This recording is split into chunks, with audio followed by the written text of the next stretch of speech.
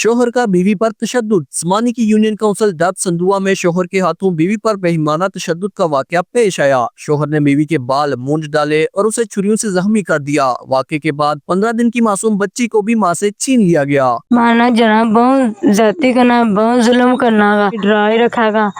अका तू रोला भी ना पाए, मारना कुटना मारना बहुत जुल्म करना। निक्की बच्ची हमारी है, 15 दिन नहीं है, उस खोन दी है हमारी बच्ची। 15 दिन दूध पीने वाली हमारी बच्ची खोन दी है। 12 बजे तो इनका है टाइम आ गया, हमारी बच्ची भुखी पानी है। बाल मारे जो कट छोड़े से, मारे सारे बाल कट छोड़े सकूं।